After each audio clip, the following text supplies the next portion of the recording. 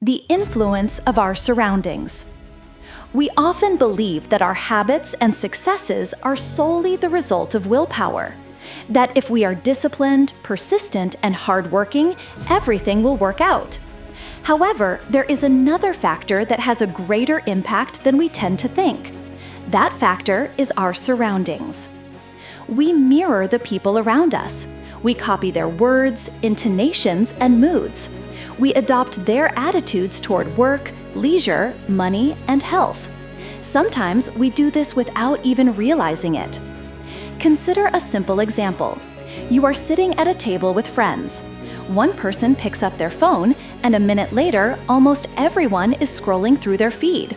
Someone orders dessert, and it becomes harder for you to refuse. One person starts complaining, and the conversation immediately takes on a negative tone. This is not magic. This is the power of the environment. Scientists call this social contagion. We synchronize with those around us. And if you are surrounded by people for whom sports, development, and self-improvement are the norm, then gradually this becomes your norm too. But if you are surrounded by people who spend their evenings whining pointlessly or watching endless TV series, you may not even notice how you are adjusting to their rhythm. I realized this from my own experience. In college, I fell in with a group of guys who went to the gym every morning. I had never been disciplined about sports, but in order to be around them, I started going with them. At first, it felt forced, but after a month, I was looking forward to training. Not because I became super motivated, but because I found myself in an environment where sports were natural. It became the norm, and my behavior changed.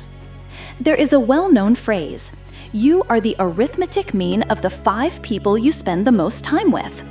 Of course, this is not a formula, but a metaphor. But there is truth in it. Look at your habits. Look at your thoughts. Now look at those around you. Don't be surprised if you find similarities. If your friends dream of business, you start thinking about business. If your colleagues live from weekend to weekend, you also think that work is a punishment. If your family says, "Don't stick your neck out, be like everyone else," you feel afraid to stand out. The good news is that you can change your environment, and this is one of the fastest ways to change yourself. You don't have to wait until you have iron willpower. You don't have to endlessly blame yourself for your weaknesses. Often, it's enough to change your space and social circle, and your habits will improve on their own. Think about it.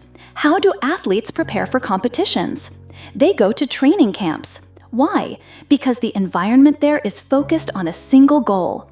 Everyone around them is training. Everyone is following the routine, and that helps them keep up the pace. In the same way, you can create little training camps for yourself in your life. Want to read more? Surround yourself with people who read. Want to move more? Start meeting friends not in a cafe, but for a walk or a run. Want to spend less? Follow people who write about financial literacy, and unfollow those who constantly brag about their purchases. But sometimes it's impossible to change your environment right now, and then you need to change your space. If your phone is always in sight at home, you will be drawn to it. If there is a guitar or a book nearby, you will pick them up more often. If the fridge is full of sweets, you will eat them. If there is a bottle of water on the table, you will drink water. This is the hidden effect of your environment. Not only people, but the objects around us set the scenario. I saw how this works with a friend of mine. He wanted to run but kept putting it off. So he simply started putting his sneakers right next to his bed. He wakes up and the first thing he sees is his sneakers. After a week, morning runs became a habit. Why? Because his environment pushed him. It made the choice easy. It's important to understand that you can change your environment gradually. It doesn't have to mean breaking up with someone or moving to another city. Start small. Find an online community where people discuss topics that are important to you. Make one friend who lives the way you want to live. Start with small islands of the right environment. Over time, they will begin to change you. And one more important point. You are also part of the environment for others. Your habits are reflected in the eyes of your loved ones. Your words infect them. Your attitude either lifts them up or drags them down.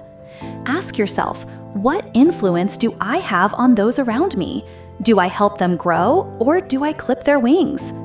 Your environment is not just a backdrop, it is an engine. It is an invisible force that can either lift you up or hold you back. So if you want change, start with the question, who is around me? And what can I change right now so that my environment pulls me up, not down? Changing your environment is not running away from people. It is taking care of yourself. It is understanding that we are too dependent on our environment to ignore it.